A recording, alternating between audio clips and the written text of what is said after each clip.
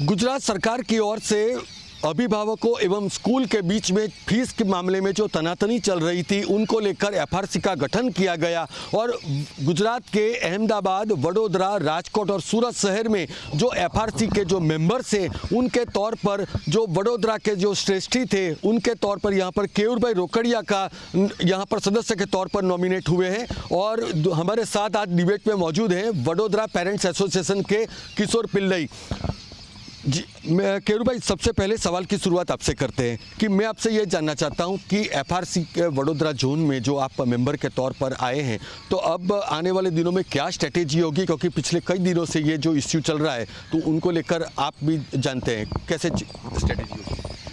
पहली बात तो ये है जो फी रेगुलेशन कमेटी जो गुजरात सरकार ने अपनाई है वो देश में ऐसा प्रथम स्टेट है कि जिसने फी रेगुलेशन कमेटी गुजरात में दाखिल की है। ये रोल मॉडल देश का बन सकता है।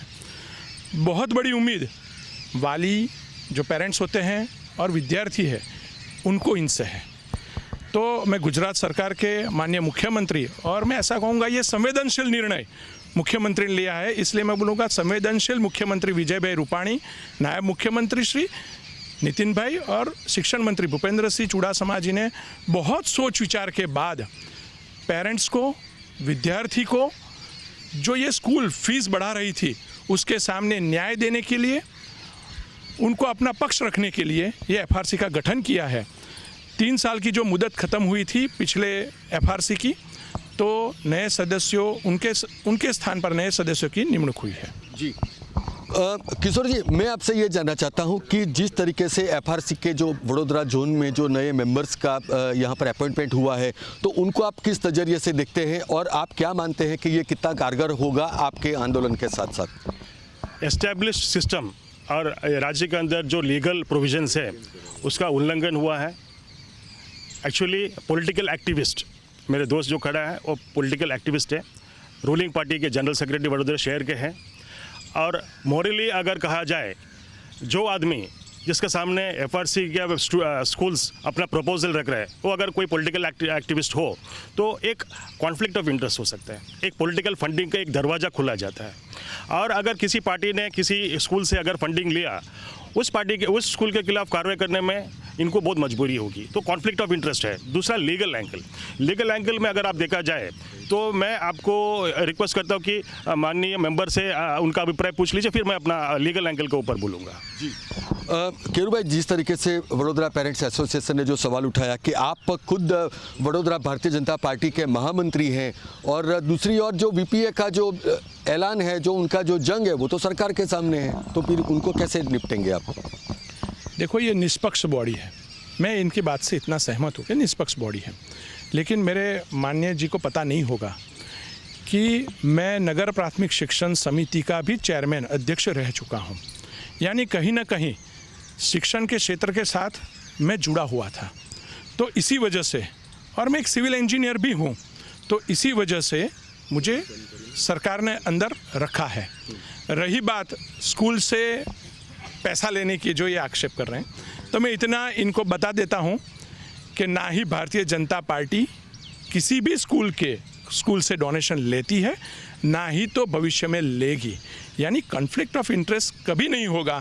और रही बात जो ये आक्षेप कर रहे हैं कि स्कूल के साथ मिल जाएंगे, मैं इनको आज भी बता देता हूँ और मैं सभी जनता को आपके माध्यम से बताना चाहता हूँ कि सरकार का हेतु या भारतीय जनता पार्टी का हेतु, और सरकार और भारतीय जनता पार्टी पेरेंट्स के साथ खड़ी है, विद्यार्थी के साथ खड़ी है, मैं यहाँ से जाहिर कर रहा हूँ। किशोर जी, जैसे कि आपने सुना कि केयूर भाई का तो खुद ये कहना है कि अभी तो उनका काम शुरू भी नहीं हुआ, तो ऐसे भी आपने जस्टिफाई कर लिया क्योंकि वीपीए का जो ऐलान था, वो जो आंदोलन की जो स्टेटमेंट थी, वहाँ पर तो उन लोगों ने सीधा डिनाई कर दिया कि वो किसी के कॉन्फ्लिक्ट में आने वाले नहीं। एफआरसी की रचना हुई, उसका फर्स्ट टर्म 3 साल के जो पहले टर्म वो ख़त्म हुआ। जब 3 साल का उनका टर्म खत्म हुआ तो उसको ऊपर एक एनालिसिस की गई, एक कंटिन्यूटी है, ऐसा नहीं कि नया कमेटी है तो पहले दिन है तो पुराना भूल जाओ। तो 3 साल में इस कमेटी जो आदरणीय सरकार जिनके नाम उन्होंने दिया उनके अंडर में जो रिपोर्टिंग करते थे, इस कमेटी का लेटेस्ट सिचुएशन क्या है। वडोदरा के अंदर 5 स्कूल, बहुत सारा स्कूल है, बिकॉज ऑफ पावर्सिटी ऑफ टाइम मैं खाली 5 स्कूल का नाम करता हूँ। जीपीएस चानी, गुजरात पब्लिक स्कूल चानी, नवरचना समा, अंबे विद्यालय, Podar school, American school of Baroda, ये 4-5 स्कूल के रिटर्न कंप्लेंट्स डीओ का समक्ष, एफआरसी का समक्ष पेंडिंग है। सेकेंडली, एफिडेविट वालियों ने फाइल किया है कि हमारा साथ उल्लंघन वायलेशंस हो रहे हैं और जितना एफआरसी लिमिट है उससे कई गुना ज़्यादा फीस लिया जा रहा है। इसके ऊपर इस 3 साल में क्या एक्शन लिया गया? लीगल पोजीशन, मैंने खुद जो public interest litigation writ petition 9620 में जो दाखिल किया था उसका सामने नामदार हाईकोर्ट ने डायरेक्शन दिया गया डीओ को, जितने भी पेरेंट्स के कंप्लेंट है उसके ऊपर तात्कालिक पगला लिया जाए। साथ साथ में गवर्नमेंट के इशारे से, गवर्नमेंट के निर्देश से एक नोट भी प्रोड्यूस किया नामदार हाईकोर्ट में, जिसमें गवर्नमेंट प्लीडर ने ये रजू किया कि जहाँ पे भी उल्लंघन हो रहे हैं, 1-2 स्कूल में वहाँ पे हम लोग ने कार्रवाई किया और दूसरा कोई स्कूल में उल्लंघन नहीं हो रहे हैं। सो नामदार हाईकोर्ट में भी झूठा स्टेटमेंट देने का एक आदत ही सरकार रख रहे हैं, ये हमारे लिए खतरनाक है और कोई कार्रवाई नहीं हो रही है। केयूर भाई, मैं आपसे ये जानना चाहता हूँ, जिस तरीके से किशोर भाई का ये आरोप था कि कहीं ना कहीं जो बीजेपी का जो इन्फ्लुएंस है वो तो रहेगा ही। मान लीजिए कि अगर वीपीए की ओर से जो पक्ष रखा जाता है तो फिर आप अगर सरकार के सामने ही आपको सिंह भिड़ाने होंगे तो फिर वहाँ पर वो आइडियोलॉजी की टक्कर नहीं होगी? ऐसा क्यों आप सोच रहे हो कि बीजेपी का या सरकार का इन्फ्लुएंस सिर्फ स्कूल के साथ रहेगा? ऐसा भी हो सकता है कि पेरेंट्स के साथ रहे, विद्यार्थी के साथ रहे। और मैं तो मानता हूं कि सरकार और बीजेपी दोनों ही पेरेंट्स के साथ, विद्यार्थी के साथ खड़ी हुई है आज भी। जहां तक इन्होंने जो ये केस की बात की, तो मैं आपके माध्यम से बताना चाहता हूं कि ये वो सरकार है जिसने बिना किसी पेरेंट्स या बिना किसी स्टूडेंट की रिक्वेस्ट के बिना ये एफआरसी का गठन किया है। सरकार को भी मालूम पड़ गया था भाई ये स्कूल ट्रस्ट की आड़ के अंदर नफाखोरी का एक साधन बन चुका है। तो सरकार ने पूरे देश के अंदर, गुजरात सरकार ऐसी सरकार बनी जो पेरेंट्स के साथ खड़ी हुई, जो विद्यार्थी के साथ खड़ी हुई है। और जहाँ तक इन्होंने बताया, जो केस पेंडिंग है स्कूल के सामने, जो फरियाद एफआरसी के सामने पेंडिंग है, एफआरसी बदली है, हम लोग इन फरियादों पे रिव्यू भी करेंगे। ये भी बात सही है इनकी, हम रिव्यू भी करेंगे और उनके हिसाब से इनको भी न्याय मिले, ये हमारा एक निष्ठापूर्वक प्रयत्न रहेगा। मगर केयूर भाई, हकीकत तो ये भी है कि जिस तरीके से एफआरसी वडोदरा जोन के अंदर जो 5 सदस्यों की कमेटी है, तो चेयरमैन को छोड़कर जो 3 लोग हैं वो कहीं ना कहीं डायरेक्टली या इनडायरेक्टली बीजेपी या संघ के साथ कनेक्टेड है। तो आपको ऐसा नहीं लगता कि जो एफआरसी का जो कंट्रोल है वो शायद बीजेपी की ओर जा रहा है? मैं ऐसा नहीं मानता हूं कि बीजेपी की ओर जा रहा है। ये निष्पक्ष एफआरसी है और मैं तो ये मान रहा हूं कि ये कंट्रोल जा रहा है वाली और विद्यार्थी के पास। हम लोग उनके साथ खड़े हैं और मेरी पूरी मानसिकता मैंने बना ली है कि हम लोग विद्यार्थी के साथ खड़े हैं। जहाँ कहीं भी स्कूल पे एक्शन लेना होगा तो हम लोग लेंगे। और जहाँ तक इन्होंने बताया है कि ये फ़ी नहीं कम की है, तो मैं एक आपके माध्यम से एक फिगर आपके सामने रख रहा हूँ कि भाई जो सिग्नल स्कूल है तो उन्होंने 17-18 में 1,60,000 फ़ी उन्होंने डिमांड की थी, एफआरसी ने मंजूर की है 76,500, यानी 50% से कम फी कर दी है। इन्होंने नवरचना स्कूल की बात की है, तो नवरचना स्कूल ने भी 1,01,000 एफआरसी के सामने डिमांड रखी थी। सिर्फ और सिर्फ 62,000 के आसपास एफआरसी ने स्कूल की फीस मंजूर की है। तो कहाँ 50% से कम हम लोग स्कूल की फीस कर दे रहे हैं और फिर भी ये एफआरसी पे ये बोल रहे हैं कि भाई ये स्कूल के साथ मिले हुए, ये सरासर गलत चीज़ है। जैसा कि केयूर भाई ने बताया, वो तो डंके की चोट पर ये एफआरसी बता रही है कि उनका कोई किसी भी तरीके से इन्फ्लुएंस होगा नहीं। मगर हकीकत ये भी है कि जो एफआरसी एक्ट है, एफआरसी एक्ट में तो ये भी कहा गया कि क्वालिटी ऑफ एजुकेशन को तवज्जो दी जानी चाहिए। मगर आपको ऐसा नहीं लगता कि जो वडोदरा पेरेंट्स एसोसिएशन है वो एक सिलेक्टिव आउटरीच के साथ आगे बढ़ रहा है? देखिए, एफआरसी ने अपना सोच से जो फीस डिक्लेयर किया उसमें दो मत नहीं है। जैसे कि केयूर भाई ने बताया कि सिग्नल स्कूल का फीस 40% घटा दिया। अगर उनका एलिजिबिलिटी 60,000 है और 80,000 रुपया ले रहे हैं और उसके खिलाफ शिकायत एफआरसी में हो रही है, तो एफआरसी में प्रोविजन है फर्स्ट वायलेशन के लिए 5 लाख रुपए तक दंड लेने का, सेकंड वायलेशन के लिए 10 लाख रुपए का दंड लेने का और थर्ड वायलेशन में अफिलिएशन रद्द करने का। और पेरेंट्स को जितना भी एक्सेस फीस लिया गया उसका डबल रिफंड दिया जाए और आउटस्टैंडिंग अमाउंट के ऊपर 1% पेनल्टी पर डे। जब इस लॉकडाउन सरकार के ऊपर, सरकार कानून तो कोई भी ला सकता है, उसका इम्प्लीमेंटेशन ऊपर हमारा विरोध है। जैसे कि अगर सरकार का इच्छा शक्ति होती है जहाँ पे उनको इम्प्लीमेंट करना होता है, जैसे कि लॉकडाउन में आपने देखा ड्रोन उड़ाया, आकाश में ड्रोन उड़ाया, फेस रिकग्निशन ऐप्स लेके आया कि वो आदमी जा रहा है उनका फेस कौन सा, उनको वहाँ पे मेमो पहुँचा दिया। अगर क्राउड में से, वो गलत है कि सही है उसके ऊपर मैं टिप्पणी नहीं कर रहा हूँ, अगर ड्रोन के तहत, फेस रिकग्निशन ऐप के तहत अगर जून मानिए का क्रिमिनल्स को आप ढूंढ सकते हैं, ऑफेंडर्स को ढूंढ सकते हैं, यहाँ पे हम लोग एफिडेविट रजू कर रहे हैं। हम लोग माननीय सेक्रेटरी एजुकेशन लिखा है एफआरसी को कि सेक्शन 14 के अंदर आप कार्रवाई लीजिए, वो कार्रवाई कुछ नहीं कर रहे। हाई कोर्ट का आदेश है, अगर आप कानून लाते हो उसका इम्प्लीमेंटेशन नहीं लाते हो तो उसका इच्छा शक्ति नहीं बता रहे। रिसेंटली 2 दिन पहले माननीय मिनिस्टर जी योगेश पटेल साहब ने रिफंड दिलाया, हॉस्पिटल ने जो एक्सेस चार्ज लिया 2 दिन में रिफंड दिलाया, खाली 5 लाख रुपया एक नामूनी। हमारा रिफंड क्यों आज तक मिनिस्टर साहब या यहाँ का भाजपा प्रवक्ता?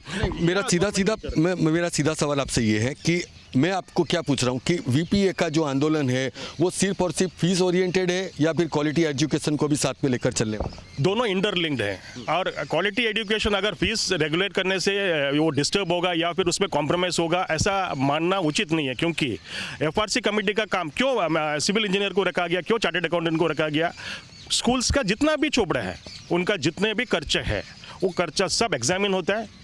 7 साल तक उनका अकाउंट्स प्रिजर्व करना पड़ता है, तो पूरा अकाउंट के ऊपर जांच होगी और उसके ऊपर नॉमिनल प्रॉफिट्स रख के फीस डिक्लेयर किया जाता है। प्रॉफिटेरिंग इज अ डिफरेंट वर्ड। प्रॉफिटेरिंग मतलब एक लिमिट से ज़्यादा, हद से ज़्यादा प्रॉफिट लेना। एक डिसेंट प्रॉफिट एफआरसी उसमें अलाउड कर रही है।